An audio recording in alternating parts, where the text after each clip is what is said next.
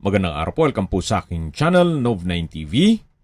Patalasasan po, meron po ba kayong mga properties na napapabayaan or non-performing assets? Plan nyo yung ibenta, pero wala kayong oras pagbenta nito.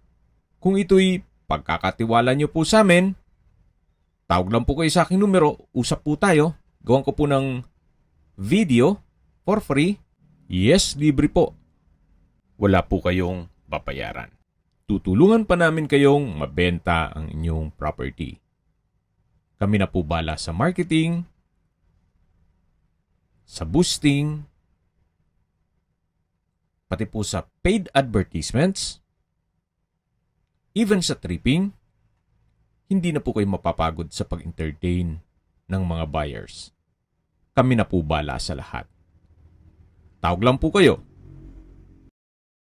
Sa mga naghahanap po ng isang property na malapit po sa palengke o mga business establishments, ito na po yung hinahanap nyo. Ito pong bagong video presentation natin ay nasa Alfonso, Cavite.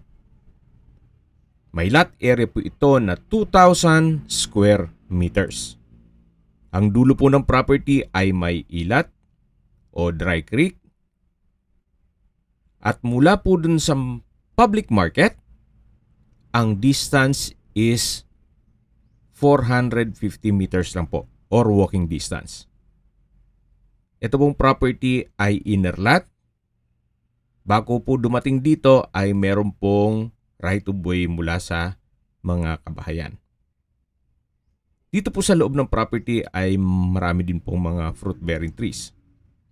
May access na rin po dito ng tubig, kuryente at internet provider. Gawa ng marami na rin pong kabahayan dito. Ito po ay nasa mataas na lugar. Ang estimated elevation above sea level ay 1,857.3 feet. Napakatahimik po ng lugar, sariwang hangin at malamig po ang klima. Tungkol naman po sa dokumento nito, ito po'y mother title. Marami po kayong pwedeng i-project dito. Pwede pong gawa ng apartment or warehouse. Kung ayaw nyo mang magnegosyo, pwede naman po ito para sa inyong retirement. Pwede pong lagyan ng inyong bahay bakasyunan. At napaganda po ng lokasyon, walking distance lang mula sa palengke. Hindi nyo na kailangang mag-tricycle. 2 minutes walk lang po. Nasa palengke na kayo kung saan marami pong sariwang gulay, prutas, karne, at gulay. Actually, sa gulay naman, pwede naman po kayong magtanim dito. Sa laki po nitong area na 2,000 square meters, marami na po kayong pwedeng gawin dito o i-project. Yan po, tunghayan nyo po itong kapaligiran. At habang pinagmamasdan niyo po ito, pag-usapan na natin ang distance, location, at travel time. Kung familiar po kayo sa Welcome Arc Alfonso, dun po sa highway ng Tagaytay Nasugbo, ang distance is 2.1 kilometers at ang travel time is 6 minutes. Opo, napakalapit lang po dito dun sa Arco, kung saan pag pumapasyal tayo ng Tagaytay, dun tayo bumibili ng mga karne ng baka. At mula naman po sa Luksuhin Public Market, ang distance is 450 meters at ang travel time is 2 minutes. Mula naman po sa Twin Lakes, ang distance is 5.7 kilometers at ang travel time is 12 minutes. Mula naman po sa bayan ng Alfonso, ang distance is 6.5 kilometers at ang travel time is 15 minutes. Kung manggagaling naman po sa Tagaytay Rotonda, ang distance is 12.3 kilometers at ang travel time is 24 minutes. Kompleto na rin po doon gaya ng public market, groceries, convenience store, remittance center, banks, schools, church at hospital. Yan po yung lagong binabanggit sa inyo na dapat nyo i-consider sa paghanap ng property ay yung meron pong malapit na hospital. Hindi ko naman po sinasabing sakitin kayo. Yan naman po ay for emergency purpose lang naman. At mula naman po sa Calax, Aguinaldo exit, ang distance is 25.2 kilometers at ang travel time is 46 minutes. Kung manggagaling naman po sa Manila o sa airport, ang distance is 78.8 kilometers at ang travel time is 1 hour and 42 minutes kasama na ang traffic. Okay, sa mga nag-skip po ng video, summarize ko lang po. Ito pong property ay nasa Alfonso, Cavite. May lot area po ito na 2,000 square meters at ang dokumento naman ito ay mother title. Sa dulo po ng property ay may ilat. Ito po yung nasa mataas na lugar. Ang estimated elevation above sea level ay 1,857.3 feet. May access na rin po dito ng tubig, kuryente at internet provider. Ito po ay inner lot mula po sa Barangay Road. May dadaanan po kayong ilang kabahayan papunta dito sa property. At napakalapit lang po din nito sa public market. 450 meters lang po or walking distance.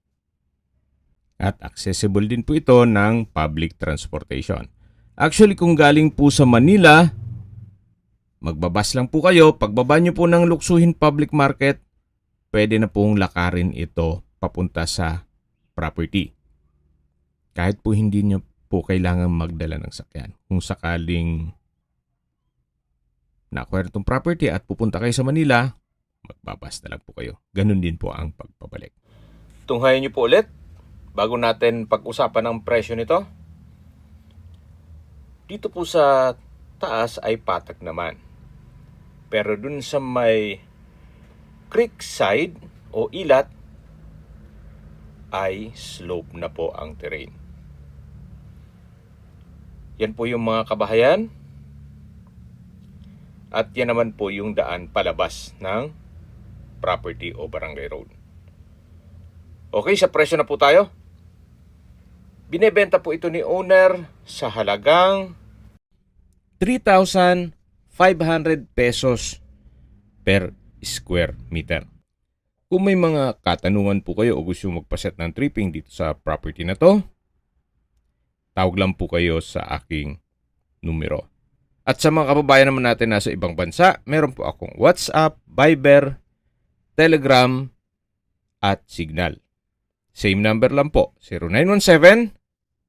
0917-316-3399. Sa mga nagtatanong naman po ng aming Facebook, meron po aming Facebook page na Nov9TV at Facebook Real Video. Meron din pong TikTok at Instagram. May ibang YouTube channel po kami, the Nov9TV channel, Nov9TV Listings, Nov9TV On The Spot, Nov9TV Updates, at Nov9TV House Rental. Sana po naibigyan nyo ang video presentation. Paki-like and subscribe na lang po sa aking channel para ma-update din po kayo sa aking future listings. Kung sakali po hanap nyo yung mas malaking sukat ng lupa, meron din po kami ibang listings na pwede nyong pagpilian. Huwag po kayong mag-atubiling tumawag sa amin. Then, let us know your budget para malaman namin kung anong property pwede naming ilog sa inyo. Sa lahat pong viewers, subscriber at nagtiwala po sa amin, salamat po sa suporta. Ingat po kayo lagi at yung pamilya. Maraming salamat po.